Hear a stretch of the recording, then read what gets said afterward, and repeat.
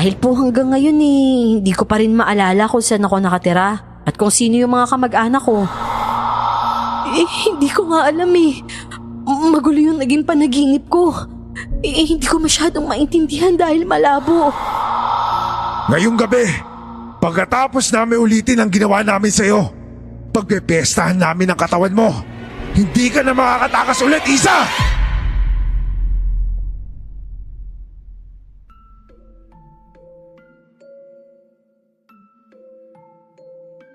May mga taong matagal na nating kilala at pinagkakatiwalaan natin ng sobra. Pero sa huli, sila pala ang hindi mapagkakatiwalaan. May mga tao naman na kahit hindi mo pa kilala ng husto, sila pala ang tutulong sa'yo. Ganyan ang naranasan ko matapos siyang kahindik-hindik na pangyayari sa buhay ko. Isang pangyayaring inakala kong magiging katapusan ko na. Pero dahil sa mga taong tumulong sa akin, nagawa kong bumangon at maghiganti. Magandang araw po, Miss Clar. Habang nasa palengke at nagtitinda ng isda, naririnig ko po ang mga kwento ninyo sa mga kasamahan ko sa palengke. Noong una, nakikinig lang ako at pasimpleng nakaka-relate sa mga nangyari sa mga tampok sa kwento ninyo. Hanggang sa tanungin ko na ang kasamahan ko kung anong pangalan ng channel ninyo. Hindi ko naman sinabing magpapasa ako ng kwento sa inyo. Hindi ko na lang po babanggitin ang tunay kong pangalan, lalo na ang mga taong babanggitin ko. Tawagin niyo na lang po akong Isa. At ito, ang aking kwento.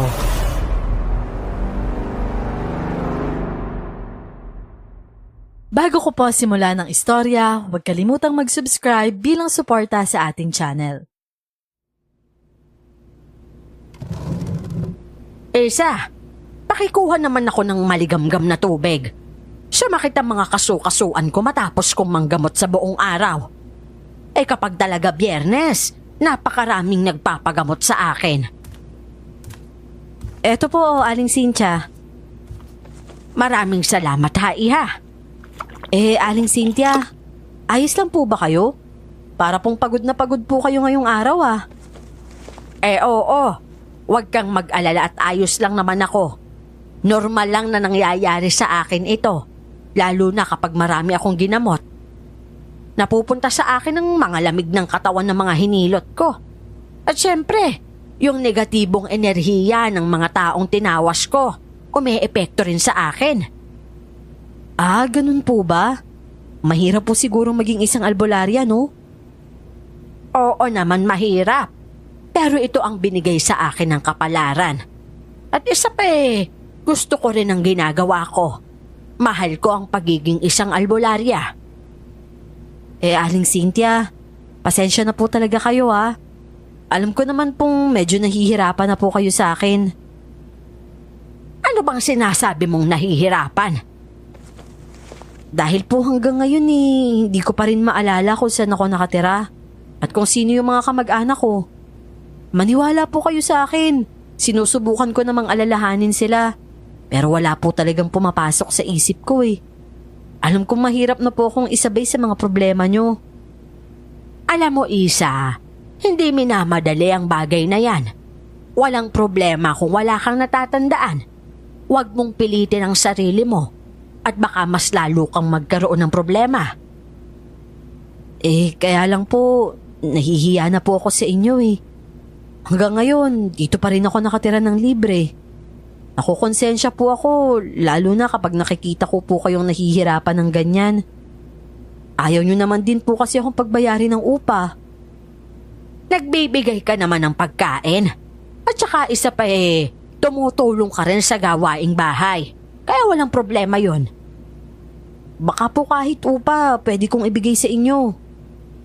Wag mo nang alalahanin yun, Isa. Hayaan mo na muna ang sarili mo na magpagaling. Imbes na isipin ng kahihiyan na nandito ka. Hindi ka naman namin minamaltrato, hindi ba? Naku, hindi po. Sobrang bait nyo nga po sa akin Kaya nga po nahihiya na po talaga ako. Ang mabuti pa imbes na alalahanin mo ako tulungan mo na lang si Carlos na pilian yung mga bigas. Masyadong maraming sapal. Sigurado po ba kayong ayos lang?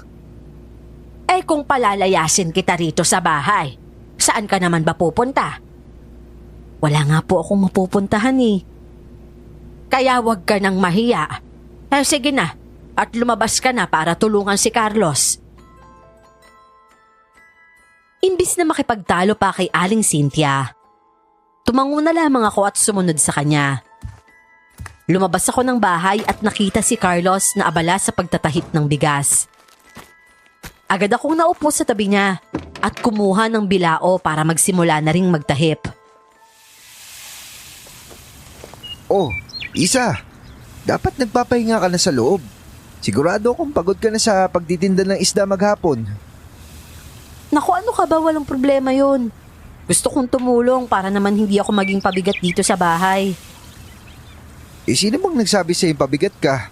Siguro nakarinig ka na naman ng kung anong salita kay Nene, no? Kaya ka nag-iisip ng ganyan.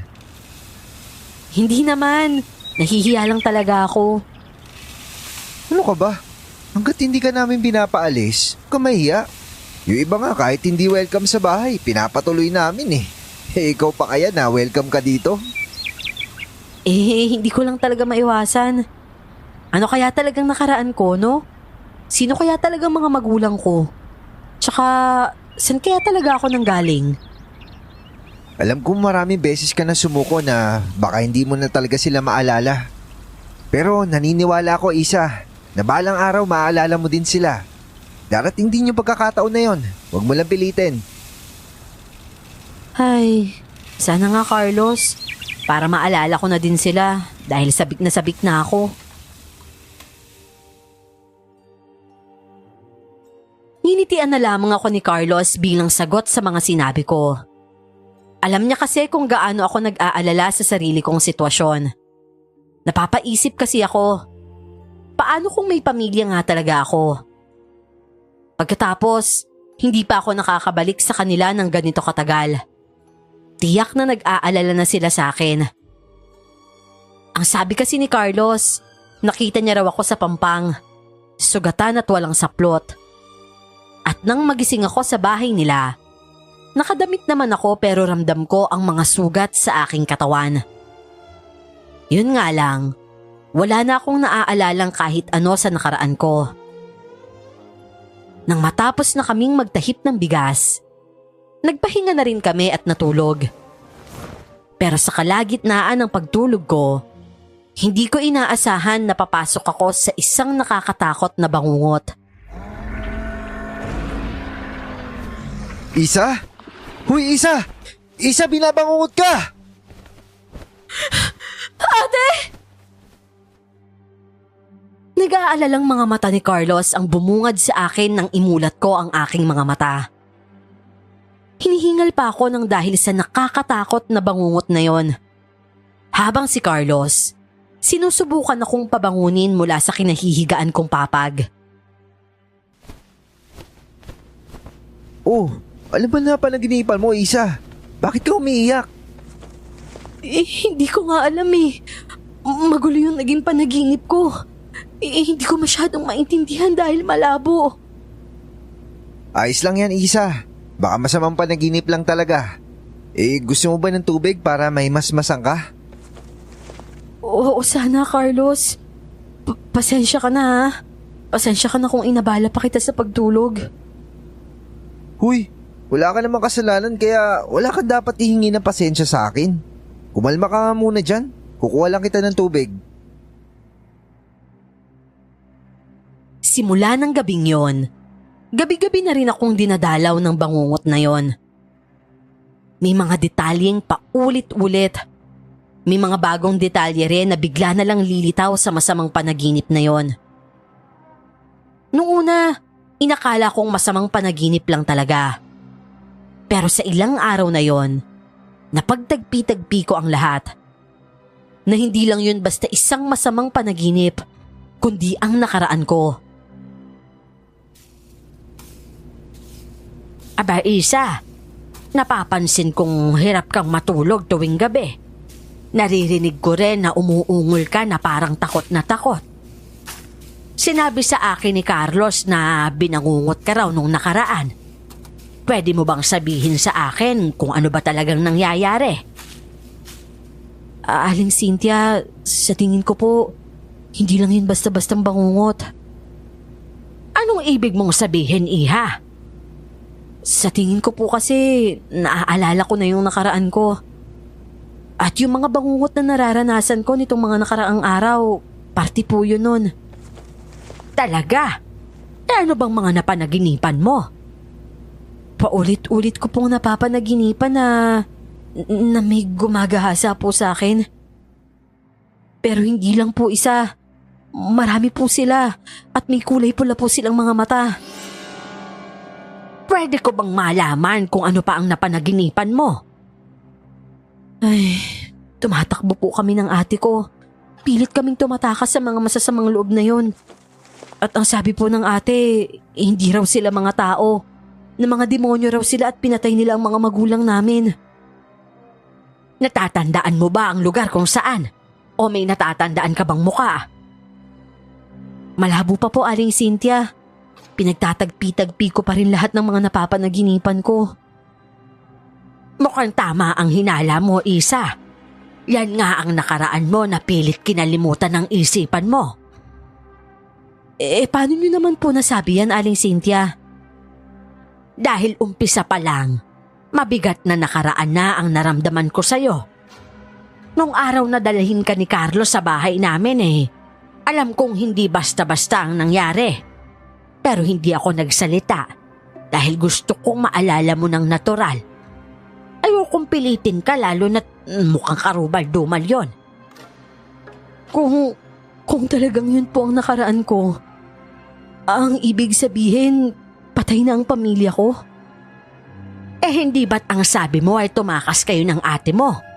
Wala ka bang napanaginipan kung nasaan siya? Sa tingin ko po kasi hindi siya nakaligtas. Dahil sa huling parte ng panaginip kong yun, nahabol kami ng mga nilalang na yun at sa kanya ako pinaunang makatakas. Para bang sinakripisyo niya yung sarili niya para makatakas ako. Diyos ko po naman, Iha. Mahabaging langit. Ramdam ko pong malapit ko na mapagtagpi-tagpi ang lahat. At kapag nabuo ko na po yung nakaraan ko, Aling Cynthia, gusto ko po sanang bumalik sa dati naming tinitirahan. Tapos babalikan ko din po yung mga gumawa nun sa pamilya ko. Sigurado ka na ba dyan? Opo, sigurado po ako. Sa sumunod na gabi, mas lalong naging malinaw sa akin ang lahat ng mga panaginip na yon. Unti-unti kong naalala ang mga pangalan ng pamilya ko. Lalong-lalo na ang ate ko, si Ate Delia. Hanggang sa tuluyan kong mabuo ang kwento. Salamat na lang talaga at dahil kahit di ako tunay na kadugo nila Aling Cynthia, ginagabayan nila ako at hindi pinapabayaan. Si Carlos naman, kahit alam kong pagod na pagod mula sa pangingisda, sinusundo niya ako palagi sa may isdaan matapos ang oras ng pagtitinda ko. Carlos, bakit mo ba ako sinusundo tuwing uwian? Pwede ka namang umuwi na ng diretso Alam kong pagod ka Tsaka mas maigi may masakyan kang tricycle. Alam ko namang hindi ka mamamasahe pa uwi Ginawa mo na yan noon. Sus, pagod ka rin naman Pati ba naman pakiramdam mo naapektuhan na sa pagkawala ng memorya mo? Aha? Anong ibig mong sabihin? Wala. Ang sinasabi ko lang, may pagkamanhid ka pala. Manhid? Hindi naman no. Pag kinurot mo ako, masasaktan pa rin naman ako. Aray? Oh, bakit mo ako kinurot sa pisngi? Tinitignan ko lang kung talaga hindi ka manhid. Mukha namang hindi talaga. Bahagya na lang akong napailing. Hindi naman ako ganun kamanhid. Alam ko naman ang ibig sabihin ni Carlos. Pero ayaw ko lang munang sabihin sa kanya na nararamdaman ko kung ano man ang pinahihiwatig niya palagi. Pakiramdam ko kasi hindi pa ako handa para sa ganyang bagay. Lalo na't may bagay akong dapat ayusin sa sarili ko. Nga pala Carlos, Pagka uwi natin, may sasabihin ako sa inyo ni Aling Cynthia. Pinapakaba mo naman ako, Isa. Pwede bang mauna mo nang sabihin sa akin kung ano yan? Hindi pwede. Mas mabuting sabihin ko na sa inyong dalawa ng sabay kaysa ulitin ko pa kay Aling Cynthia mamaya. Kung ganun, sige na. Halika na't bilisan na natin makauwi.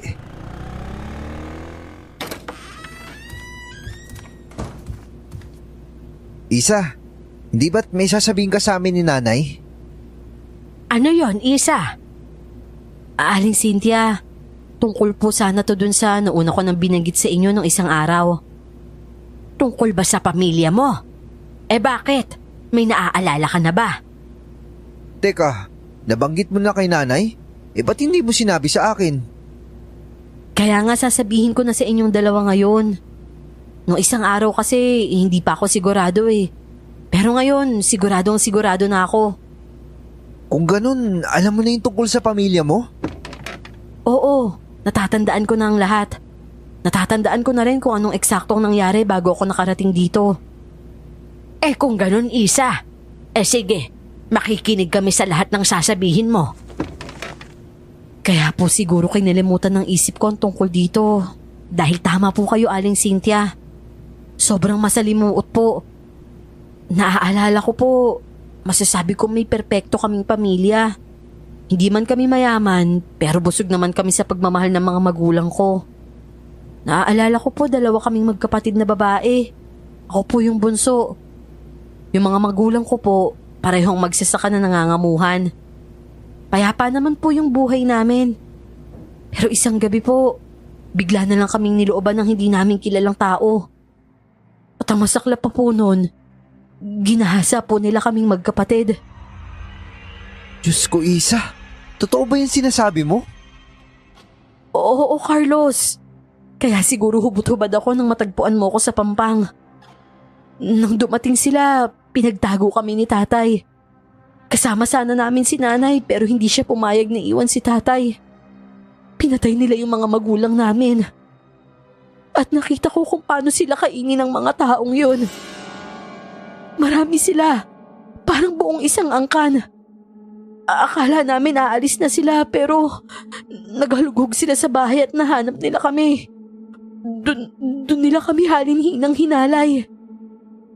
Diyos ko, anong klaseng nila lang yung gagawa ng ganong klaseng karumal-dumal na krimen? Hinala kong mga aswang sila. Opo, Aling Cynthia. Mga aswang po ang mga yun. Nung una pa lang alam na naming may dumadayong aswang sa isla namin. Pero hindi naniwala si tatay. Hanggang sa dumating nga sila sa bahay namin. Kung ganun, paano ka nakaligtas? Matapos nila kaming halayin, hindi nila kami agad pinatay. Hindi ko alam kung anong balak nila. Pero may narinig akong nagsabi na iuuwi raw kami sa kanila. Doon na kami nakahanap ng pagkakataong tumakas. At pagkatakas namin, nahabol nila kami. Pero tinulak ako ni Ate Delia at sinabing mauna na ako. Mahuhuli rin sana nila ako pero tumalon ako sa dagat para hindi nila ako mahanap. Tapos, doon na ako nawala ng malay. Hindi ko nga alam kung nasan ang ate ko Pero malamang wala na rin siya dahil nakita kong nadakip siya. Hey, hindi ako makapaniwala na kalunos-lunos yung sinabit mo sa kanila, Isa. Napakasakit isipin. Kaya siguro pilit kinalimutan ng isip mo ang pangyayaring yun, Isa. Para hindi ka mabaliw sa pag-iisip sa nangyari. Oo nga po, Aling Cynthia. Dahil sa pagkalimot ko sa nangyari, nagkaroon ako ng pagkakataon na maging malakas para makapaghiganti sa kanila. Teka nga lang, Isa. Maghihiganti ka? Hindi mo kaya yun. Hindi naman ako papayag na malaya lang silang gumagalaw pagkatapos ng ginawa nila sa buong pamilya ko. Kaya babalik ako sa isla namin at maghihiganti ako. Sigurado ka ba talaga dyan, Isa? Opo, Aling Cynthia. Kung ganun ay maghanda ka. Kung desidido ka ay handa akong tulungan ka. Nay, hindi mo man lang ba siya pipigilan? Kahit na sino ang nasa kalagayan niya gugustuhin ding gumante, Carlos. Kung ganun, sasama ako. Pero Carlos, hindi mo naman kailangang sumama. Kaya ko nang mag-isa. Ayan naman ang hindi ko papayagan. Hindi ako papayag na sumugod ka roon ng ikaw lang mag-isa. Pero Aling Cynthia, masyado na po akong maraming naging abala sa inyo. Aabalahin ko na nga po kayo na maghanda pagkatapos isasama ko pa po si Carlos. Paano po kung mapahamak siya doon? Hindi ako mapapanatag kung hindi mo kasama ang anak ko. At isa pa, si Carlos ang magiging kapalit ko bilang albularyo. At kung sasama siya, tiyak na may matututunan siya tungkol sa mga aswang nakakalabanin ninyo. Pero Aling Cynthia, Huwag ka na umangal, Isa. Hindi mo alam kung gaano kalakas yung aswang na kakalabanin mo. Kaya mas mabuti may kasama kang kagaya ko. gaya mo? Gaya mo na ano? Kagaya kong matikas, malakas tsaka matapang. Ay nako, umandar na naman yung pagkamayabang mo eh. O sige na nga, samahan mo na ako. Pero kung sakaling magkanda leche-leche, huwag kang magsasakripisyo para sa akin ha. Basta sasama ako. Kapag hindi ako kasama, huwag ka na lang umalis. Tapos ang usapan.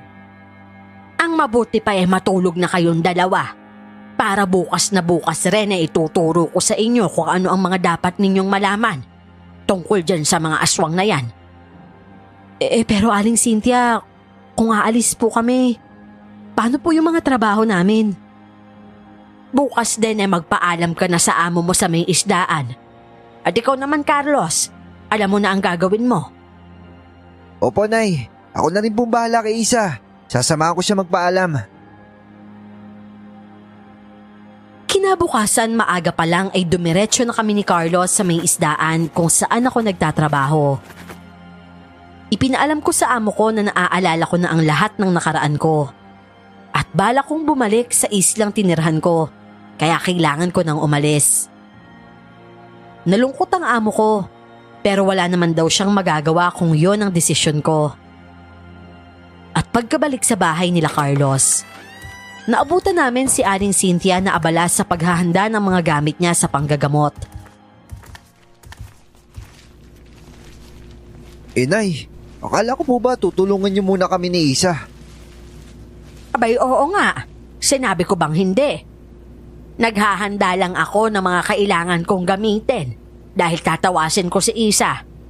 Kung lalaban kayo sa mga aswang, abay syempre, kailangan nating malaman kung anong klaseng aswang sila. Bakit po Aling Cynthia? May mga klase pa pala ng aswang? Abay oo naman, kaya kailangan nating malaman para malaman ninyo kung paano sila kakalabanin. Kung ganun po, paano niyo po gagawin yun Aling Cynthia? Abay kung hindi mo na itatanong, isa akong albularyang may espesyal na kakayahan. Kaya kong makita ang nakaraan mo na para bang naroon ako mismo sa pangyayaring yon. Bakit po hindi niyo pa ginawa noon? Para nalaman niyo po agad ang tungkol sa akin, imbis na hintayin niyo pa pong maalala ko. Ang mga ganitong klaseng kakayahan, meron ding kahinaan. Kung hindi na naaalala ng tao ang kanyang nakaraan wala akong kakayahang makita yon. Ganun po ba? Pero kung sa bagay, malaking bagay na po na makikita nyo mismo. Dahil kung ide-describe ko lang po sa inyo, baka hindi nyo rin po maintindihan kung anong itsura nila. Kaya nga halika na at maupo ka na rito para simulan ko na. Oo, sige po. Naupo ako sa may katapat na upuan ni Aling Cynthia. Nang naroon ako, kumuha siya ng langis at saka pinagdaop ang kanyang mga palad. Pinagkiskis niya na muna yon bago inilapat sa aking ulo. Saka siya pumikit ng mariin. Bumulong-bulong siya sa hangin ng mga salitang hindi ko maintindihan. Pero habang nagsasalita siya, nakakaramdam ako na para bang nahihilo ako hanggang sa napapikit ako. Ilang minuto kasi sa ganong posisyon, pareho kaming nakapikit habang tahimik na nakahawak si Aling Cynthia sa aking ulo. Hanggang sa bitiwan niya ang ulo ko at suminghap siya kasunod ng kanyang pagdilat. Carlos, Bigyan mo nga ako ng maligamgam na tubig.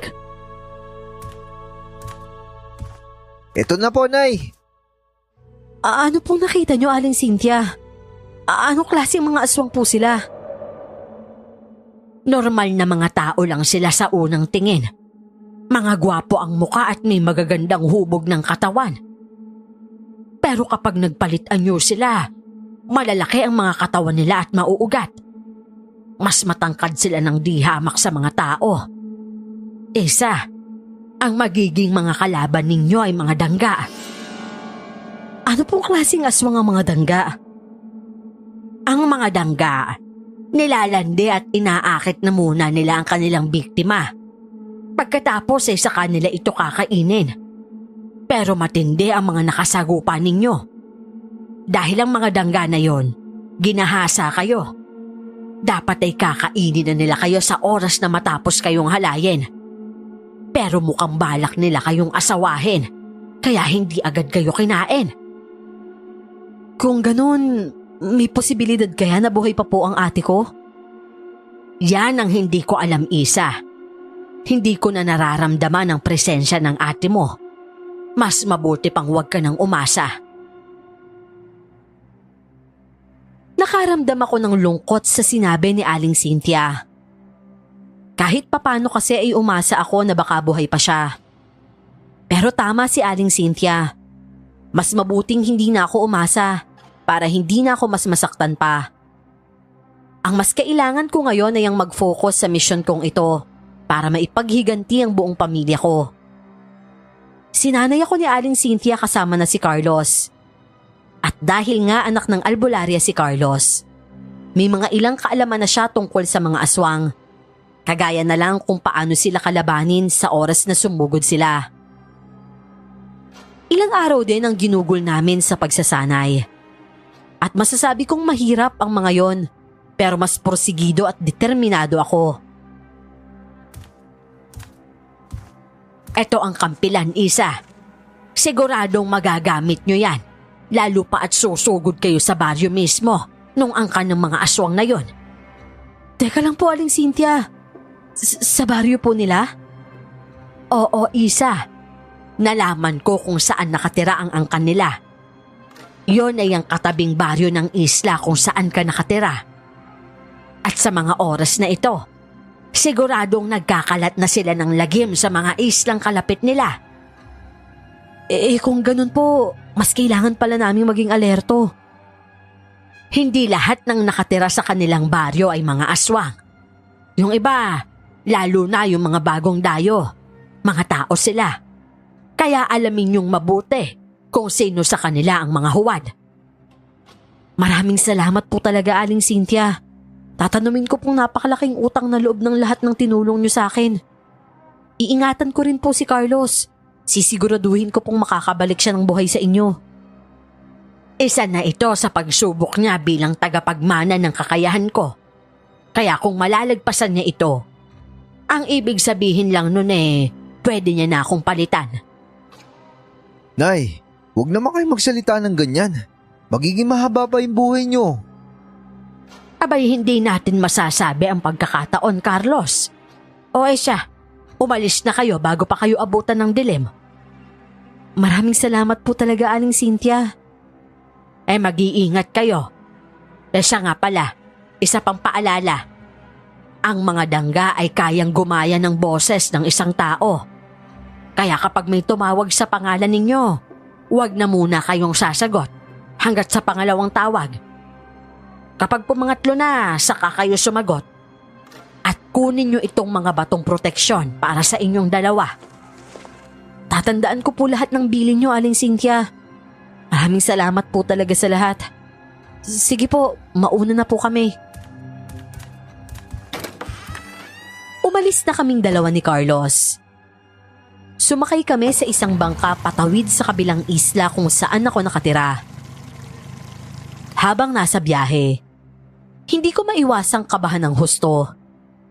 Pinaghalong kaba at lungkot ang nararamdaman ko. Kaba sa gagawin kong paghihigante at lungkot naman dahil kahit na maghiganti pa ako, alam kong hindi ko na mababawi pa ang mga nawalang buhay ng pamilya ko. Pagkarating namin sa isla, kaagad kaming sumakay sa tricycle patungo sa dati kong tinitirhan. Pagkababa sa tricycle, agad akong nanlumo sa nakita kong sitwasyon ng bahay namin. Sira-sira na ito at halatang napabayaan na. Halika, pumasok tayo sa loob. Ay, hindi ko alam kung kakayanin ko. Yung makita pa lang mula dito sa labas yung bahay namin, nasasaktan na ako. Pero hindi ba mas maganda kung makita mo sa loob?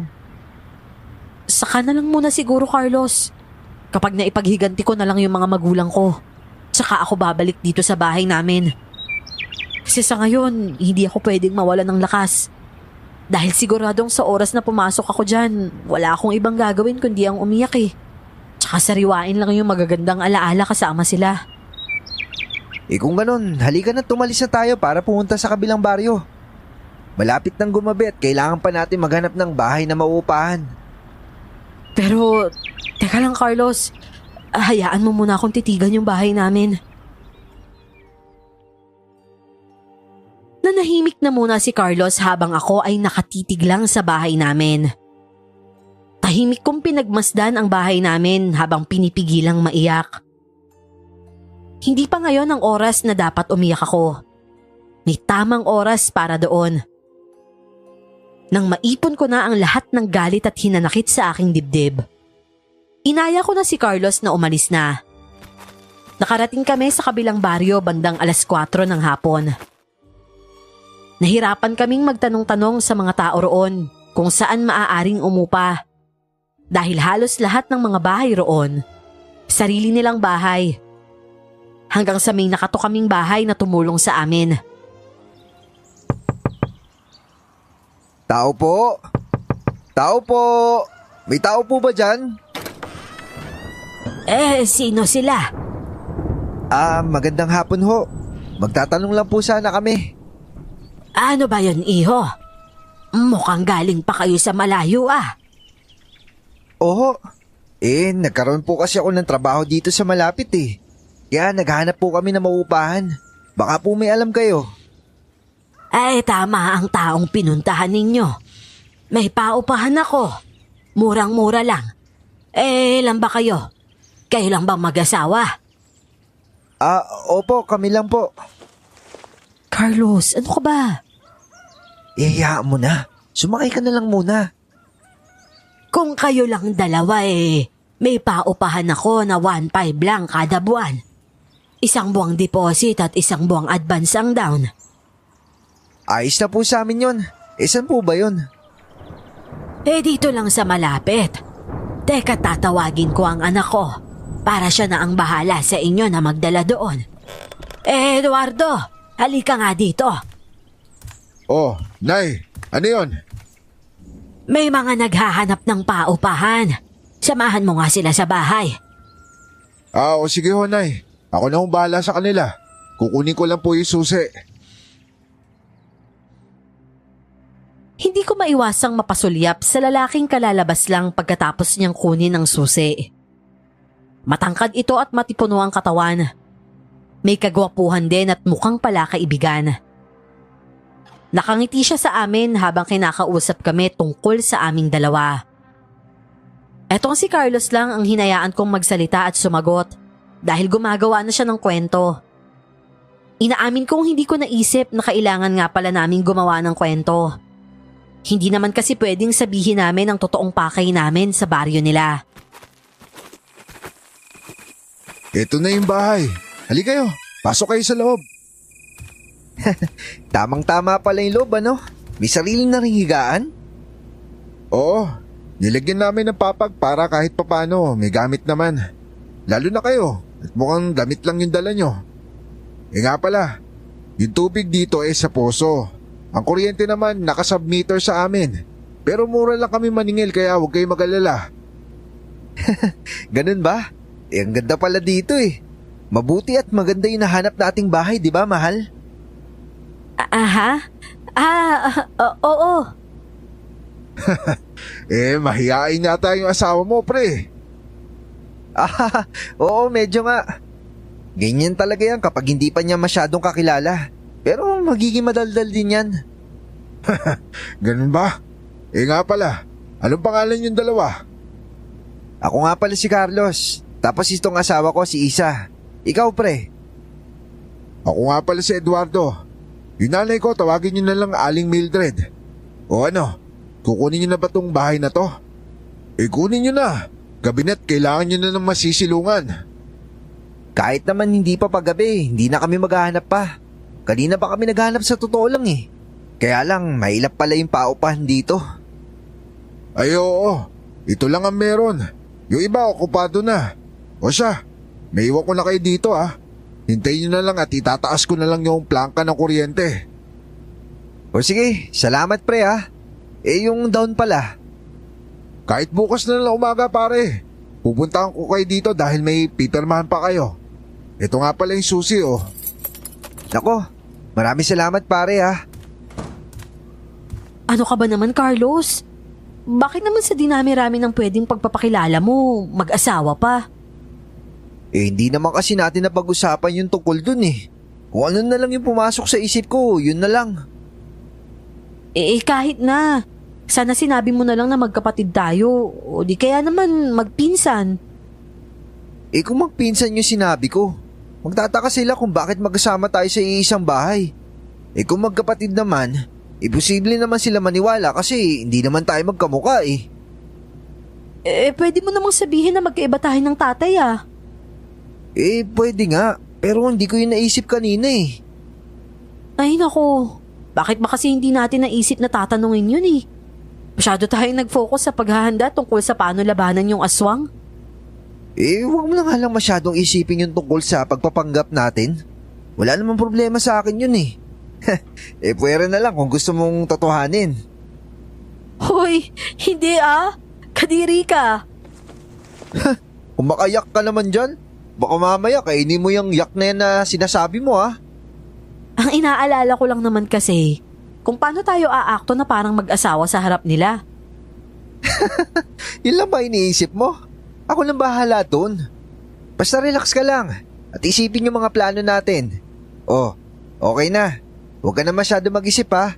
Mabuti pa magpahinga na tayo. Kaya lang, nagugutom na ako eh. Oo nga pala. Hindi pa pala tayo naghahapunan. Maghanap na lang tayo ng karindire dyan sa malapit. Kaya lang, baka hindi mapagkakatiwalaan yung mga karinderya dito. O sige, may dala naman akong kalamansi eh. Yan yung gusto ko sa'yo. Palagi kang handa. Hindi ba ako mismo yung gusto mo? Hoy, mandiri ka nga. Lika na nga. Kumakalam na yung sikmura ko eh. Ito naman hindi mabiro. Teka lang. Lalabas ko lang yung walis na dala natin. Isinabit ni Carlos ang walis pabaliktad sa may pintuan. Bagay na itinuro ni Aling Cynthia para hindi basta-basta makapasok ang aswang sa bahay na tutuluyan namin. Saka kami lumabas ng bahay at sinigurong nakalak. Yung mga gamit na gagamitin namin sa panlaban sa mga aswang, nakalagay sa ilalim ng papag para hindi naman masyadong halata. Mas mabuti na yung sigurado. Naghanap-hanap nga kami ng karinderyang pwedeng makainan. Hindi kagaya ng inaasahan namin na baka konti lang ang mga nakatira sa baryo. Marami naman pala. Kaya lang kung hindi mga lalaki, puro matatandang babae. Madali rin kaming nakahanap ng karinderya. Pero pagpasok namin doon, tila nagulat ang mga nasa loob. Ipinagsawalang bahala na lamang namin yon at umorder na saka nakaupo sa isang bakanteng lamesa.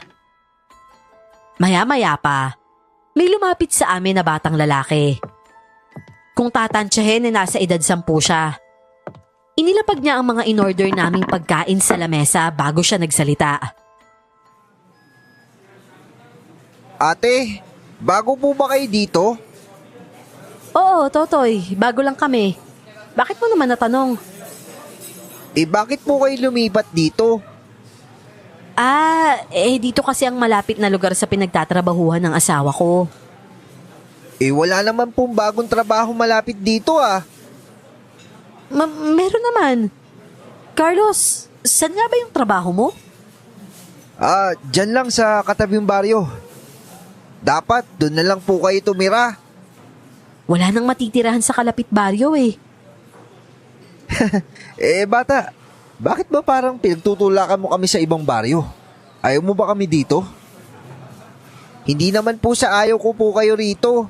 Binabalaan ko lang po kayo lalo na't may babae. Hindi po magandang dito kayo tumira. Bakit naman? Ano bang problema sa baryong to? Pasensya na kay sa apo ko ha. Nananakot lang yan. Huwag niyo na siyang pansinin. Halika nga dito, Toto. Pasaway ka talagang bata ka. Napakadaldal mo para sa lalaki. Totoo naman po, Lolo eh. Hindi sila dapat dito tumira. Baka ikapahamak nila yun. Mukhang may alam ang batang yun sa mga aswang, no? Buti pa, pigaan na natin ng kalamansi itong pagkain. Tingin ko, maayos naman yung pagkain na to. Tsaka mukhang hindi aswang yung bata. Ano ka ba? Mas mabuti na yung handa, Carlos. Hindi natin alam kung sino bang nagpapanggap dito at hindi. Sa bagay, tama ka. O ito, kalamansi. Kinuha ko ang kalamansi sa kanya at saka ipinigayon sa pagkain ko. Ganon din ang ginawa ni Carlos sa pagkain niya. Mabuti na lamang at matinong pagkain ang laman nun. Maging ang babasaging baso ay hindi na rin namin pinalagpas. Ang puweta nun ay inilagay namin sa palad namin, saka pinaikot ng dahan-dahan. At nang masigurong walang lason ang laman nitong tubig, nagsimula na kaming kumain. Habang naglalakad naman pauwi ng bahay, nag-usap kami ni Carlos. May sobra pa naman akong pera mula dun sa ipon ko. Bumili kaya tayo ng kalan, mga kaldero at saka mga gamit sa pagluluto pati na rin sa pagkain. Nakakakabang kumain sa karinderya eh. Tama ka, hindi natin sigurado. Isa pa, hindi masarap yung chop suey na may kalamansi. Oo nga eh. Tiniis ko na nga lang yung lasa. Ang importante kasi, alam nating safe kainin. Kailangan natin magtipid eh. Meron lang tayong 2 linggo na budget. Dapat malaman natin kaagad kung sino yung angkan ng mga aswang na sumalbahay sa inyo. Natatandaan mo pa ba yung mukha nila? Ang totoo niyan, hindi eh. Si Aling Cynthia lang din ang nagsabi sa akin, nagwapo daw at may magandang katawan. Pero sa totoo lang, hindi ko talaga matandaan. Lalo na't gabi nang nangyari yun. Hindi bale, malalaman din natin kung sino yung aswang na yun. Sa ngayon, mag-isip muna tayo ng plano. Nang nasa tapat na kami ng pinto ng bahay, kaagad kong pinatigil sa pagsasalita si Carlos nang makita ko si Eduardo na papalapit sa amin. Nakangiti siya at nakita ko kung paano magkislapan ng mapuputi niyang mga ngipin habang may hawak siya na Tupperware. Ngayon ko lang napansin na gwapo pala siya. Oh, magandang gabi sa inyo. Saan kayo galing? Galing kami sa karinderya at kumain kami ng hapunan. Ay, ganun ba? Nako, sayang naman pala tong ulam na pinapabigay sana ni nanay. Nakakain na pala kayo. Saan ba yung karinderya na kinainan nyo? Doon sa may dulong karinderya. Yun sa may puno ng mangga. Kay Lolo Dennis. Sa bagay, masarap nga naman yung ulam doon. Gusto niyo ba ng ulam? Kahit bukas nyo na lang kainin kapag nag-almusal kayo. Naku, hindi na. Nakakahiya naman. Ano ka ba, mahal? Mas nakakahiya kung hindi natin tatanggapin, no? Tama ka. Grasya ito na hindi pwedeng pakawalan. Oo naman. Maraming salamat ha, Eduardo. Kung minsan pag nagluto si nanay, mahilig magpasobra yon. O basta, hindi ko kayo kaliligtaang bigyan. Naku, nakakahiya naman. Pero salamat ha. Walang anuman. O siya, pumasok na kayo sa inyo at mahamog na. Isa, bakit mo tinanggap yung pagkain? Di ba't sabi mo kinakabahan ka at wala ka rin tiwala sa mga nandito? Oo nga. Pero mas okay na yung tanggapin natin. Para malaman natin kung mapagkakatiwalaan ba yung sina Eduardo. Ibig mong sabihin? Oo, tama yung iniisip mo. Bakit ba hindi mo yan naisip kanina? Ewan. Hindi ko lang talaga naisip. Tara, tignan natin kung anong mangyayari sa pagkain. Binuksan ko ang Tupperware at kaagad umalingasaw ang mabangong amoy ng adobong manok. Nagutom tuloy ako ulit. Pero mabilis kong isinantabi ang mabangong amoy ng ulam. Dahil baka mamaya, sa kabila ng mabangong amoy na to, iba pala ang karne at hindi manok. Agad na pinigaan ni Carlos ng kalamansi ang adobo. Ilang saglit namin itong pinakatitigan. Pero wala namang naging reaksyon kaya sabay kaming napabuntong hininga. Mabuti na lang hindi sila aswang. At least mapapanatag kaming tumira dito at makisalamuha sa kanila. Lumipas ang ilang araw na nangungupahan kami. Mabait naman si Aling Mildred at ang anak nitong si Eduardo. Ang totoo nga niyan, nagiging close na rin kami sa kanila. Nagsisimula na rin kaming maghanap ng ebidensya. Ngayong araw, si Carlos ang nag-ikot-ikot. Nasa loob lang ako ng bahay. Nagsasalit-salitan kami sa pag-iikot sa baryo dahil hindi kami pwedeng mahalata. Tao po? Tao po? May tao po ba dyan? Oh, Eduardo! Bakit ka nandito? May dala akong ginataan para sa inyo. Nasa si Carlos. Nasa trabaho. Ay, oo nga pala. Ito, ginataan. Enjoy kayo ni Carlos sa pagkain ha. Salamat dito Eduardo ha. Pero matanong ko nga lang pala. Ano bang trabaho ni Carlos? Minsan kasi nandito siya sa bahay niyo kahit weekdays. Mangingisda kasi siya. Mangingisda? Malapit lang pala siya nagtatrabaho no. Diyan lang yung palaisdaan sa kabilang baryo eh. Oo, dun nga. Hindi pa kasi siya regular, kaya hindi siya palaging nangingisda. Ganun ba? Pero alam mo, minsan, napadaan ako sa palaisdaan nung araw na wala si Carlos. Wala naman siya dun eh. Baka naman hindi mo lang siya nakita. Sa bagay, tama ka. O siya, sige. Enjoy ka sa ginataan ha. Carlos, abay nandito ka na pala. Eduardo, anong ginagawa mo dito? Hinatid ko lang yung ginataan na pinapabigay ni nanay. Galing ka ba sa pangingisda? Bakit hindi ka amoy isda? Bakit? Kapag mangingisda ba, dapat amoy isda na? Hindi, biro lang. Naligaw kapag uwi eh. Siyempre, maamoy ako ng misis ko. Dapat mabango ako, di ba? Siyempre nga naman. Tama ka. Hindi pwedeng pakawalan mo pa yan si Isa. Baka kapag amoy isda ka palagi, ipagpalit ka niya sa mabango. Yun na nga. O siya, sige. Alis na ako Sakto at nakauwi ka na. Sabay niyo na kainin yung ginataan habang mainit pa. O sige pare, maraming salamat Oh, Isa, ano yun?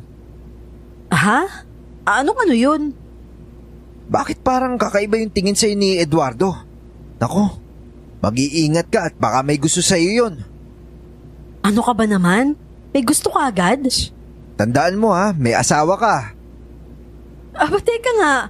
Hindi naman totoo ang pagiging mag-asawa natin Kung makapagsalita ka dyan, parang may relasyon talaga tayo Ang sinasabi ko lang, huwag ka ma-inlove dun sa kanya dahil alam mo may misyon tayo dito. Baka nakakalimutan mo na yun. Carlos, tumigil ka nga. Wala sa isip ko yan. Naniniguro lang ako. Mas mabuti na yung sigurado. Ay nako, nagsiselos ka ba? Ha? Ba't naman ako magsiselos? Kasi mas gwapo at mas mabango si Eduardo kaysa sa'yo. Di siya na yung gwapo at mabango. Makakain na nga lang nitong ginataan. Hoy, teka lang. Hindi mo na ba papatakan ng kalamansi yan? Alam naman nating di sila aswang, di ba? Tsaka nagugutom na rin talaga ako. Ay nako, ikaw bahala. Nga pala, may nalaman ka ba? Nakausap ko yung batang nakita natin nung unang gabi natin dito. Si Toto, tanda mo pa? Oo. Bakit? Anong meron? Ang sabi niya sa akin, ingatan daw kita eh. Kasi may aswang daw na nangunguha ng mga babae sa baryong to. Alam naman na natin yan eh. Wala na bang iba? Meron pa. Malalaman natin sa oras na mapuntahan natin yung lugar na tinutukoy niya. Hindi kaya yung si Toto ang aswang? Baka ipinapain niya tayo sa lugar ng mga aswang ha? E di para sigurado, munta tayo dun ng handa. Hindi ko alam kung saan ang lugar na sinasabi ni Carlos. Basta naghanda kami at nagdala ng mga pangontra sa aswang na gagamitin para sigurado. Pagkatapos naming kumain, 8:00 na ng gabi nang lumabas kami. Oras kung saan sarado na halos lahat ng bahay sa baryong ito. Nilakad namin ang lugar na sinasabi niya. Dumaan kami sa gubat at sobrang dilim. Buti na lang nakapagdala kami ng flashlight. Panay ang tanong ko sa kanya kung saan ba talaga kami pupunta. Ang sabi niya, sa bahay raw ng mga aswang. Kaya naman sumunod na lang din ako. Hanggang sa makarating kami sa napakalumang malaking bahay sa pusod ng gubat. Parang wala namang nakatira dyan eh. Pero bakit may bahay sa pusod ng gubat? Oo nga no. Halika nga, magtingin-tingin tayo. Isa, narinig mo ba yon? Oo, tara bilisan natin. Baka may napahamak na. Dito banda yung sigaw. Tulong! Tulungan niyo ako! Tulong! Carlos, tingnan mo to. Buisit, tama nga si Toto. Pero hindi ito yung bahay nila. Pinagdadalahan lang dito ng mga biktima.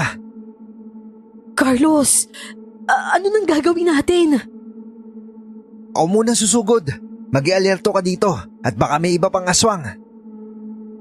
Carlos, bilisan mo ha. Baka mapahamak na siya. Sa hindi ko malamang dahilan, nakaramdam ako ng paninikip ng dibdib. Habang si Carlos ay binunot ang dala niyang kampilan, saka sumugod roon sa babae kung saan nakaibabaw ang isang nilalang. Mula sa liwanag ng buwan, naaaninagan ko ang isang malaking lalaki na may malaking katawan. Namimintog ang mga braso niya at maugat. Para bang may kung anong imahe ang rumihistro sa isip ko. Yung imahe ng gabing nangyari ang panghahalay sa akin ng kaparehong aswang. Nang dahil sa labis na panginginig ng katawan ko, nanghina ang mga tuhod ko at napaluhod sa lupa. Habang nilalabanan ni Carlos ang aswang, inaangat niya ang kampilan at walang awang inihampas sa leeg ng aswang. Sumirit ang dugo mula roon kasunod ng tili ng babae. Pero ako, unti-unti na akong nahihilo at nanlalabo ang mga mata. Maya-maya pa, may lumapit sa aking lalaki. Hindi ko maaninagan ang kanyang muka dahil masyadong madilim. Pero tinawag niya ako ng 2 beses. Kaboses yun ni Carlo. At nang hintayin kong tawagin niya muli ang pangalan ko, saka ako nakarinig ng takbuhan. Sino ka? Ano ginagawa mo sa kanya? Buisit! Nakatakas! Isa? Ano nangyari sa'yo? Sabi ko mag-alerto ka! Carlos, awa kasi ikaw na yan. Oo, ako nga to. Ano ba kasi nangyari sa'yo? Nailigtas ko na rin yung babae. Hindi ako makahinga, Carlos. Oo nga pala. Ganito pala yung nangyari sa'yo. Hindi ko naisip, Isa. Osa, uminga ka na malalim. Kumalma ka. O ano, ayos ka na ba? Mabutit nagbaon tayo ng tubig. O eto, inumin mo. Maraming salamat, Carlos ha. Muntik na rin akong biktimahin ang dangga na yun. Nakakainis. Bakit ko ba hinayaan ang sarili ko na magkaganon sa ganitong sitwasyon? Paano na lang kung wala ka? Ayos lang Isa. Ayos na ang lahat. Kaya nga nandito ako para samahan ka. Niyakap ako ni Carlos. Hindi ko na natiis pa na hindi umiyak sa balikat ni Carlos habang nakayakap sa kanya. Kahit pala magtapang-tapangan ako, nandito pa rin pala yung bigat ng nakaraan sa puso ko. Dala ko pa rin pala yon hanggang ngayon. Umiyak ako ng umiyak sa balikat ni Carlos hanggang sa gumaan ang dibdib ko. Pagkatapos, inihatid namin yung babae sa kabilang isla kung saan siya nakatira. Labis ang pasasalamat niya sa amin na sobrang ikinagaan ang dibdib ko. Dahil kung hindi kami pumunta, malamang na maging siya ay naging kagaya ko na rin o kaya ng ate ko. Kamusta na yung pakiramdam mo, Isa? Ayos naman ako. Nakapagpahinga na ako ng maayos kagabi.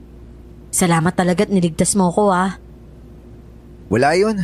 Pero ang galing mo Kahit hirap na hirap kang huminga, naisip mo pa rin yung paalala ni nanay na huwag sasagot kapag tinatawag yung pangalan. Oo naman. Tinandaan ko lahat yon. Nahihirapan lang akong huminga pero gumagana pa naman yung utak ko. 2 beses lang kaya niya akong tinawag. Ano nga palang itsura ng aswang? Kagaya noong napatay ko. Siguradong alam na nilang may balak tayo dito sa baryo nila. Paano mo naman nasabi? Dahil nakita na nilang mga mukha natin. Kaya kailangan na nating bilisan, Carlos. Dapat malaman na natin agad kung sino ang mga aswang sa baryo na to. Hindi kaya si Toto nga talaga? Kasi pinapunta tayo niya dun Manmanan natin si Toto. Kasama na din yung lolo niyang si Lolo Dennis. Sasama ako sa'yo sa pagmamanman sa kanila.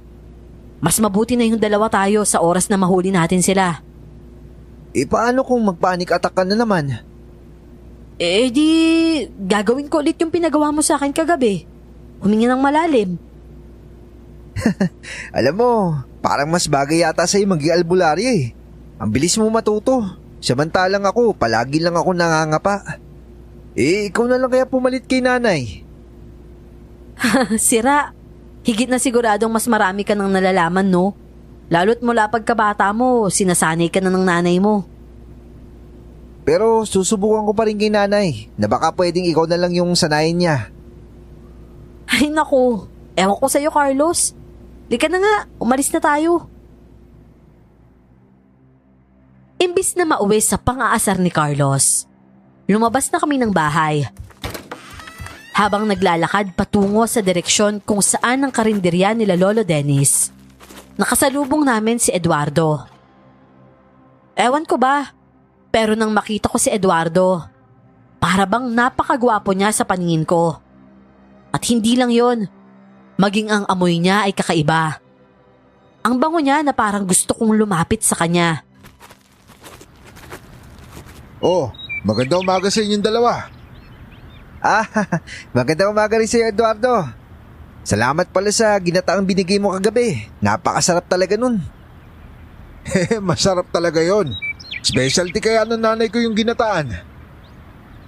Kung ganun, pwede bang mahingi yung recipe ni Aling Mildred? Pasensya na kayo. Pero may hinahalong espesyal na sangkap yung nanay ko doon. Ganun ba? Pero sana kapag nakapagluto siya ulit nun, makatikim ulit kami Naku, walang problema yon. Di bale, sa susunod mas dadamihan ko pa ibibigay sa inyo. O ano, papasok ka na ba ngayon, Carlos? Oo, ihatid ako ni Isa sa sakayan. Napakaswerte naman talaga ni paring Carlos. Sa bagay, ganyan din yung kuya ko at asawa niya nung bagong kasal.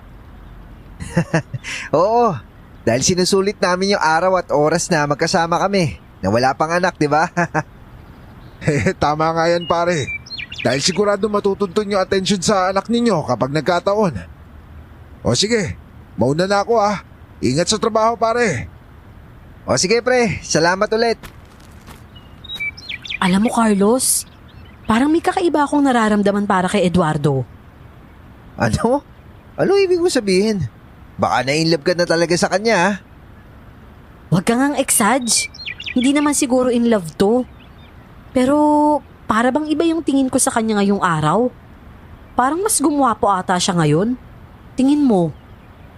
Sinabi ko na nga ba, huwag mo nang hayaan sarili mo na mahulog sa kanya eh. Paano na yan? Magpapaiwan ka na dito dahil dyan kay Eduardo. Kung tuktukan kaya kita dyan, hindi ako magpapaiwan ng dahil sa kanya, no? Ang sinasabi ko lang, kakaiba na ganito yung nararamdaman ko para sa kanya ngayong araw. Hindi naman ako ganito kaya nakakapagtaka. Pwede bang maging seryoso ka naman? Pero nagagapuan ka na talaga sa kanya noon pa. Gwapo naman talaga siya, 'di ba? Pero mas gwapo ngayong araw. Oo, parang gano'n na nga. Kung ganun, siguro kasi nakita mo siyang bagong ligo tapos amoy mabango pa.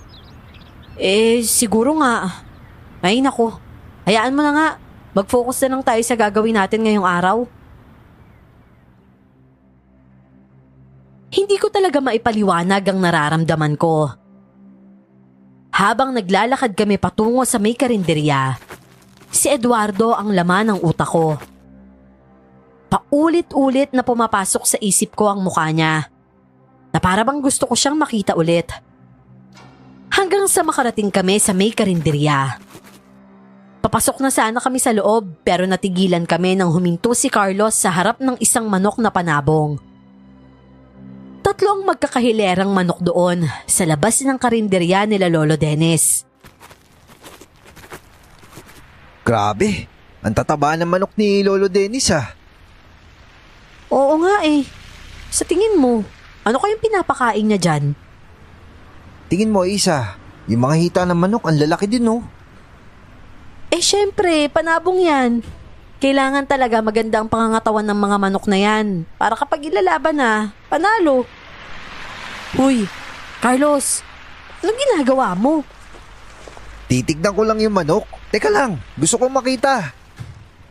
Ano bang sinasabi mo? Bakit mo patitingnan? Hindi naman yun yung ipinunta natin dito. Hindi nga, saglit nga lang, titikman ko lang.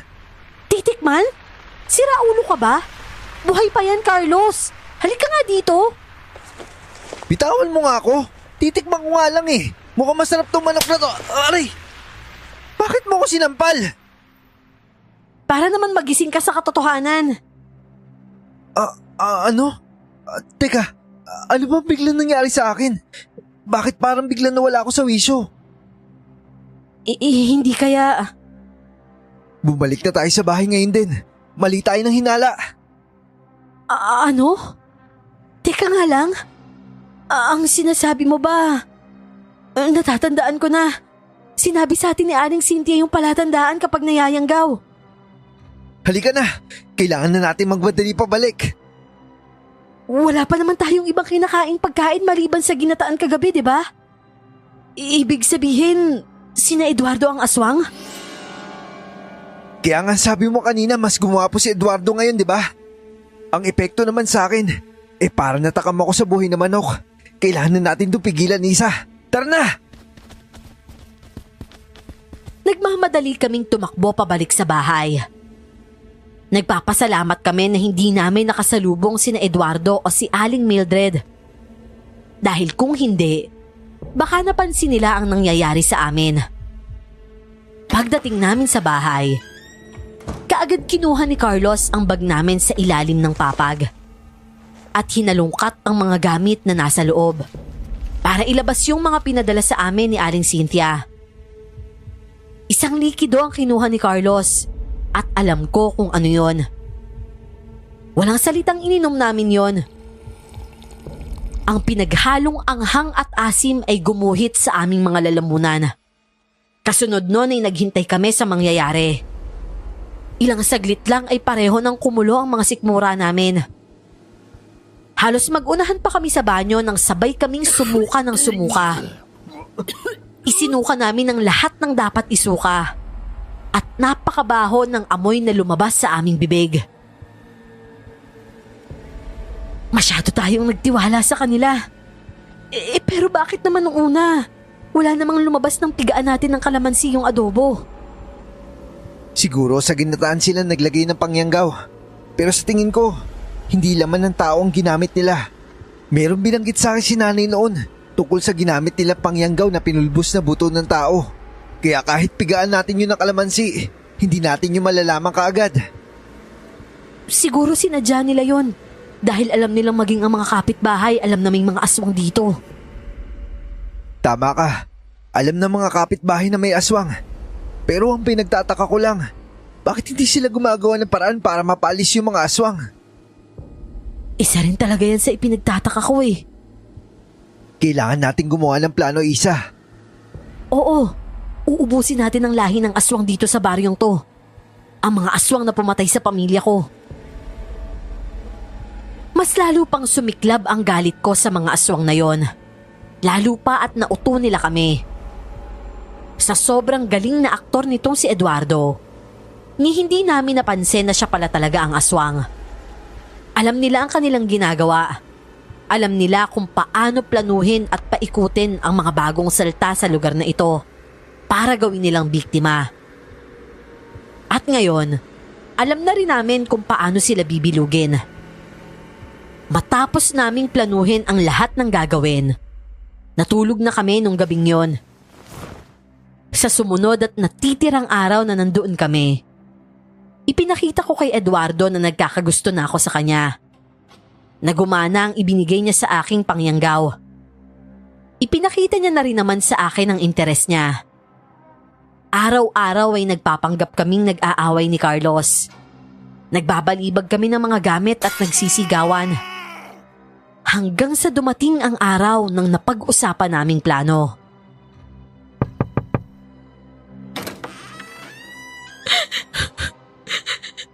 Eduardo? Oh, Isa, ba't ka nandito? Saka bakit ka umiiyak? Nagtalo na naman ba kayo ni Carlos? Bakit parang napapadalas naman yata yan? Oo, nagtalo kami. At sa pagkakataong to, sinaktan niya na ako. Tingnan mo yung pisngi ko, namamaga. Gago pala yung si Carlos eh. Sinampal ka niya? Kalalaking tao na nanakit ng babae.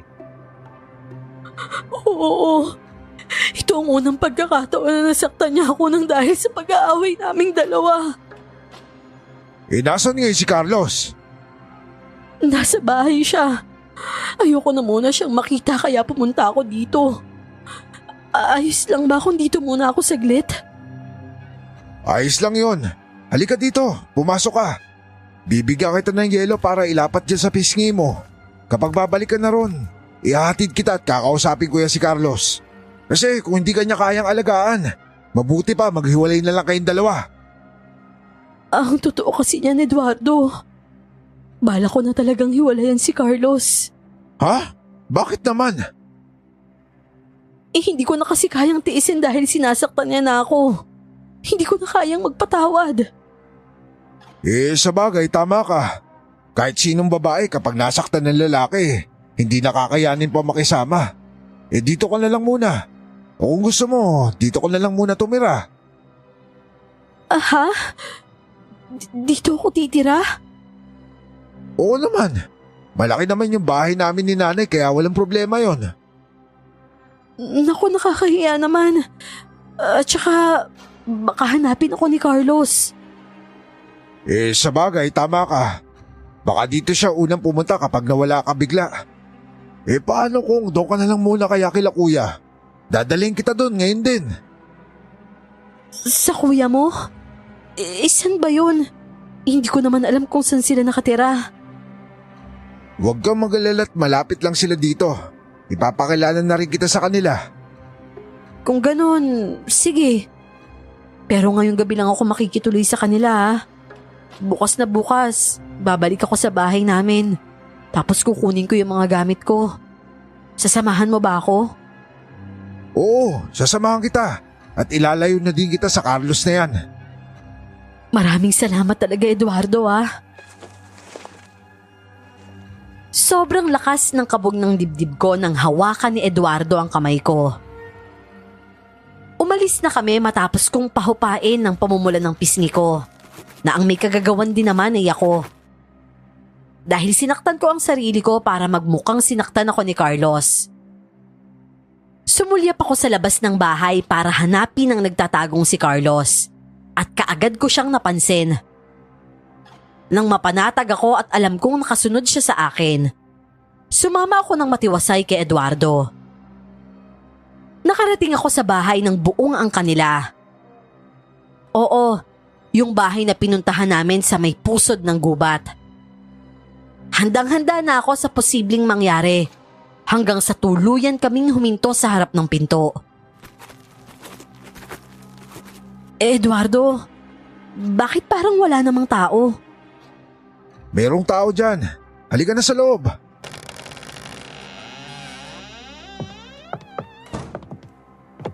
Eduardo, wala namang tao eh. Ang dilim. Imulat mo ng husto mga mata mo, Isa. Nagtatago kasi sila. Ano? Ano yung mga pulang liwanag na yan? Yan ang buong angkan ko, Isa. Hindi ba't ang angkan namin talaga yung hinahanap mo dito? Hinahanap mo talaga kami para matikman mo ulit kami, di ba? Pwes, ipapatikim ko ulit sa'yo ang hinahanap mo! Eduardo? Eduardo, teka lang. Alam namin ang plano mo, Isa! Isang malakas na kulog ang dumagundong at kaagad na nagliwanag ang buong paligid. Nakita ko ang mga naglalakihang figura na nagtatago sa dilim. Kapareho ng nakita namin ni Carlos nung gabing pumunta kami rito. Muli kong naramdaman ang panginginig ng katawan ko, kasunod ng mabilis na pagkabog ng dibdib ko. Pero kaagad akong pumikit at huminga ng malalim. Naririnig ko ang mga atungal nila na siyang nagpaigting ng galit na pumalit sa takot na nararamdaman ko.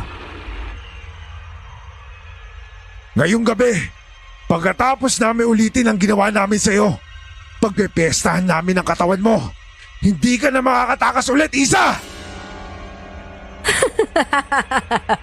Yan na yung plano mo, Eduardo? Teka, ano nakakatawa? Tuwan-tuwa ka ba dahil mangyayari ulit yung inaasahan mo? Hindi, Eduardo! Tuwang-tuwa ako dahil lang tatangan nyo! Anong sabi mo? Carlos! Ngayon na! Marahas na bumukas ang pinto at sumindi ang posporo na hawak ni Carlos. Nakita namin ang mukha niya mula sa dilim. Nakangisin na para bang nang iinis bago niya inihagis yun sa sahig. At dahil kanina pa lang ay nagtapon na siya ng gasolina sa loob ng bahay.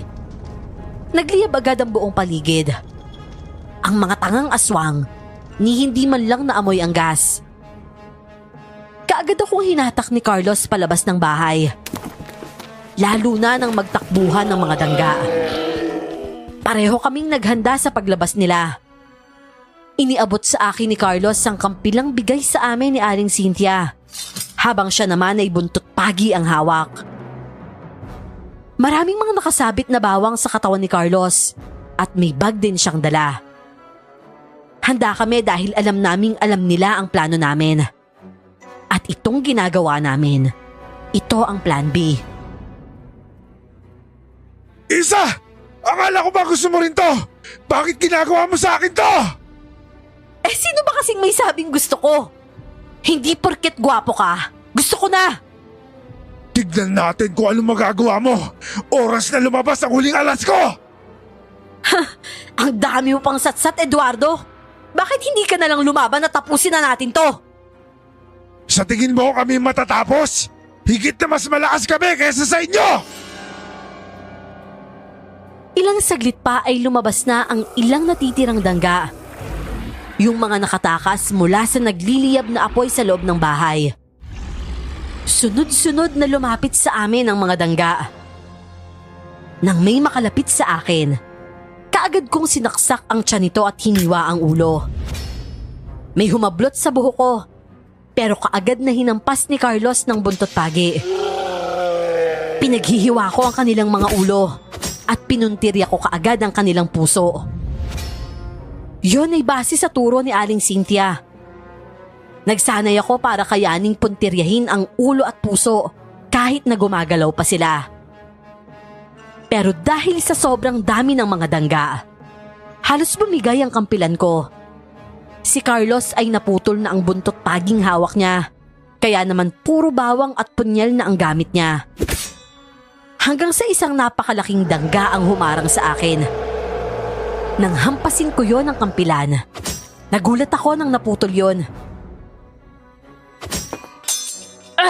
Buisit! Carlos! Naputol yung kampilan ko! Bakit parang hindi sila nauubos? Nagtataka kayo? Dahil ang buong baryo ay mga aswang. Iilan lang ang mga dayo dito na siyang kinain na rin namin. Kapag walang dayo, di kami na lang dadayo. Tapusin niyang dalawang yan! Carlos! Nasaan na ba si Aling Cynthia? Parating na siya. Kailangan pa natin silang pigilan. Bago pa makalapit sa akin ang dangga, nahata ko ang bag ni Carlos at lumabas mula roon ang mga asin na daladala niya. Yon ang pinaghagis namin sa kanila. Ang iba ay pinakain namin sa mga dangga. Pero kahit na ganon, hindi pa rin sila nauubos. Hanggang sa nasa gitna na lang kami at napapalibutan na nila. Pero napapikit kami ng mga mata at napatakip ng ilong ng isang makapal na usok ang bumalot sa paligid. Nangamoy ang amoy ng bawang. Yun yung pinulbos na bawang na ginawang pampasabog ni Aling Cynthia. Pinaghandaan din namin ang bagay na yon. Nang unti-unti nang humupa ang usok, si Aling Cynthia ang may hawak ng kampilan habang puno ng mga pangontra ang kanyang katawan. May suot din siyang agimat na ngayon ko lang nakita. Nang luminga ako sa paligid, nakita naming wala nang malay ang ilan sa mga dangga. Pero si Eduardo, buhay na buhay pa. Dito pala nagtatago ang mga manyak na aswang! Ano? Bakit nagkaroon na albularyo dito? Napakahina naman pala ng mga aswang na ito. May dugong albularyo ang pumunta rito ni hindi nyo man lang naramdaman. Mga tanga talaga kayo! Paanong hindi ko naamoy? Dahil nga tanga ka. Binigyan ko lang naman ng proteksyon ng mga anak ko para hindi ninyo maamoy ang amoy ko sa kanila. Buisit! At kung inaakala nyo tapos na kami, hindi pa! Ay naku wag ka nang magsalita para mas mapadali na at hindi ka na mahirapan pa. Pero hindi nagpatinag si Eduardo. Tumayo siya mula sa sahig. At kahit puro lapnos na ang balat niya nang dahil sa pulbos ng aswang, ngumisi siya at saka kumaway sa aming likuran. Kinabahan ako sa ginawa niya, pero lakas loob akong lumingon at nanlaki ang mga mata ko nang makita kung sino ang nasa likuran namin. Ate Delia? Reunion ba mo, Isa? Isa, bakit nandito ka? Bakit hinanap mo pa sila? Buhay ka pa pala, Ate Delia. Ililigtas ka rin namin, ate. Huwag ka mag-alala. Hindi na, Isa. Hindi na pwede. Pero bakit, ate? Dahil isa na rin siyang aswang, Isa. Ano? Paano ka naging aswang? Hinawaan nila ako ng pagiging aswang at ginawa akong asawa. Mga walang iya talaga kayong mga aswang kayo! Hindi nyo lang kami hinalay! Ginawa nyo pang asawa ang ate ko! Punong-puno ng galit ang puso ko. Dahil sa labis na galit ko, lumapit ako kay Aling Cynthia at inagaw mula sa kanya ang kampilan. At dahil nga hindi inaasahan ang ginawa ko, hindi nakaiwas si Eduardo nang saksakin ko siya sa may tiyan. Kaagad siyang umubo ng dugo at napaluhod sa lupa. Walang ya ka! Hindi mo ako mapapatay! Nanay! Gawin mo na yung dapat mong gawin! Lubayan mo ang anak ko, Isa! O papatayin ko ang kapatid mo! Huwag, Isa! Patayin mo na si Eduardo! Sumugod na ang lahat ng mga dangga at iba pang aswang dito para labanan kayo! May iilan na lang na natitirang mga mahihina! Kaya patayin mo na si Eduardo! Tapusin mo na ang kalokohang to! Pero ate! Ate, paano ka? Hindi ko kayang mamatay ka! Aswang na ako, Isa. Wala na tayong magagawa. Pagod na rin akong magpigil ng gutom at huwag kumain ng tao. Sa oras na makakain ako, hindi ko alam kung kakayanin ko pang pigilan ang sarili ko. Kaya bago pa ako maging halimaw na kagaya nila, tapusin mo na to! Sumulyap ako kina Aling Cynthia at Carlos. Pareho silang nakatingin sa akin. Pero napansin ko ang kakaibang titig sa akin ni Aling Cynthia. Na para bang may ibig siyang ipahiwatig sa akin. Ilang saglit kaming nagkatitigan bago siya pasikretong tumango. Doon lang ako humarap kay Eduardo. At nang harapin ko siya, nakita kong lalaban pa sana siya sa akin. Pero kaagad kong pinutol ang kamay niya. Napahiyaw siya sa sakit at kasunod nun ay pinugot ko naman ang ulo niya. Ang anak ko! Hindi! Sinabi ko na huwag mong sasaktan ang anak ko! Patay na sa akin ang kapatid mo! Matagal ko nang gustong gawin to, Aling Mildred. Sawang-sawa na ako sa kakasunod sa inyo para lang hindi ako mamatay. Pero ngayon, may sapat na tapang na akong gawin to! Pare-pareho kaming nagulat nang biglang dukutin ni Ate Dahlia ang puso ni Aling Mildred. Agad bumagsak sa lupa ang katawan ni Aling Mildred. Kasunod nun ay ang pag-iyak ng ate ko. Lalapit sana ako sa kanya, pero kaagad niya akong pinigilan.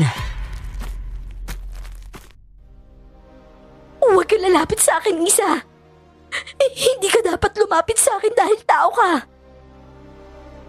Pero ate, kahit pa aswang ka, wala akong pakialam. Ikaw na lang ang meron ako. Umalis ka na, Isa. Umalis na kayo. Ako nang bahala sa kanila. Kilala ko lahat ng mga aswang sa baryong to. At ako mismo ang papatay sa kanilang lahat. Kaya umalis na kayo. Hindi kami aalis hanggat hindi natatapos yung misyon namin dito. Papatayin namin ang lahat ng aswang sa baryong to bago kami umalis. Hindi. Susunugin ko ang buong baryo na to at sasama na ako sa kanila. Makinig ka, Delia. May iba pang paraan para makabalik ka sa pagiging tao. Gagawan ng paraan ni nanay para maging tao ka ulit. May alam akong paraan para maibalik ka, Delia. Ang mabuti pa tulungan mo na lang kaming hanapin ang iba pang mga aswang sa baryong ito. Pagkatapos saka natin susolusyonan ang problema mo. Nung una ay hindi pumayag si Ate Delia sa alok ni Aling Cynthia. Pero sa pagpipilit namin, napapayag din namin siya. Pinatay namin ang mga nawalan ng malay na aswang sa may gubat. Pagkatapos, hinanap namin sa buong baryo ang iba pang mga aswang. Kahit pala sila Lolo Dennis at Toto, mga aswang din. Pero ang sabi ni Ate Delia, hindi raw sila kumakain ng mga tao. Kaya naman hindi na namin idinamay ang mga ito. Matapos ang lahat ng nangyari, bumalik kami sa isla namin at doon sa wakas ay nakabalik na kami sa bahay namin. Ginamot na rin ni Aling Cynthia si ate gamit ang pagpapainom ng isang likido. Ang sabi ni Aling Cynthia, bagong yanggaw lang daw si Ate Delia. Hindi nga makapaniwala si Aling Cynthia noon dahil lagpas 2 buwan na mula nang madakip siya ng mga aswang. Pero ang sabi ni Ate Delia, hindi siya kaagad ginawang aswang dahil hinintay pang mamatay ang isa sa mahalagang miyembro ng kanilang pamilya para maipasa sa kanya ang itim na bato. At isa pa, hindi pa siya nakakakain ng karne ng tao, kaya naman nagawa niya pa itong isalba. Nakakalungkot, Ate Delia, no? Tayong 2 na lang ngayon ang titira dito. Wala na tayong nagawa para iligtas sa mga magulang natin Hindi ko nga akalain na makakabalik pa ako sa bahay na to Ang akala ko, habang buhay na akong titira sa baryong yun kasama yung mga aswang. Gwapo nga yung asawa ko pero hindi ko masikmura ang ginagawa niyang pagkain ng tao. Hindi ko nga alam kung bakit ako pa ang napili niyang asawa. Siguro kasi ngayon lang siya nakakilala ng maganda eh. Ikaw talaga, Isa. Napaka mapagbiro mo talaga. Siya nga pala. Narinig kong alam nila ang plano niyong pagpatay sa buong angka nila. Paano yun sila nalabanan kung ganun? Sigurado ako, pinalibutan ka nila nung gabing yun. Dahil narinig ko yung buong plano nila.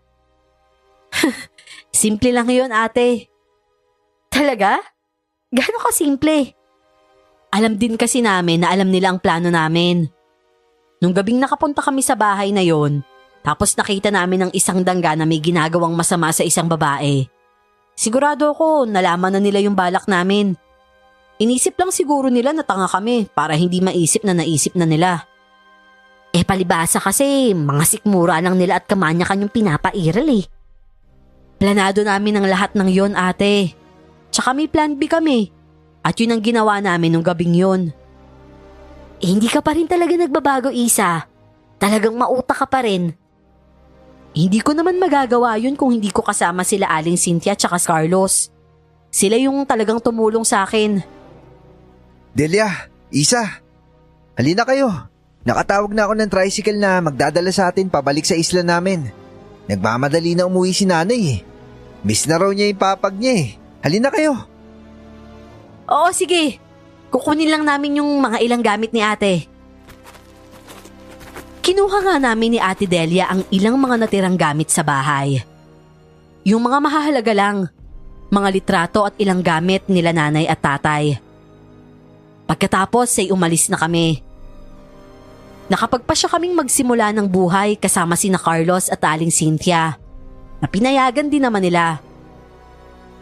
Nagtinda kami ni Ate Delia sa may isdaan sa palengke. At matapos nga ang 2 taon, doon ay nakatagpo siya ng kano na nagsama sa kanya sa Amerika. At sa ngayon, maganda na ang kanyang buhay kasama ang asawa niya. Isa, nakapangasawa na't lahat yung ate mo. Ikaw ba? Wala ka pang balak mag-asawa? Paano naman ako mag-aasawa? Yung gusto kong asawahin, magpasa hanggang ngayon puro parinig lang ang ginagawa. Ni hindi aminin kung anong totoong nararamdaman niya. Ha? Sino ba kasi yung nagpaparinig na yun? Di si Torping Manhead. Hindi makaramdam kahit hindi naman bingi yung pinaparinggan niya. Oo na. Eto na. Aaminin ko na. Sige. Anong aaminin mo? Gusto kita. Ay hindi. Sa totoo lang, Isa. Mahal na talaga kita. Natakot lang ako sabihin sa'yo kasi baka mahopya ako eh. Baka mali pala yung pinaparamdam mo sa akin. Kung maligaw ba ako sa'yo, sasagutin mo ba ako? Hala, may manliligaw bang nanghihingi ng assurance na dapat sagutin? Ito naman talaga si Isa oh. Nagpakipot ako kay Carlos, Miss Clar. Pero pagkatapos ng 2 buwan, bumigay rin ako sa kanya. Tuwang-tuwa si Aling Cynthia nang malamang may relasyon kaming 2. Matagal na rin pala siyang nag-aabang na magkatuluyan nga kami. At sa ngayon po, 5 taon na kaming kasal ni Carlos. May isa na kaming anak at masasabi kong mapayapa ang buhay namin. Hanggang dito na lang po ang kwento namin, Miss Clar. Maraming salamat po at more power po sa inyong channel.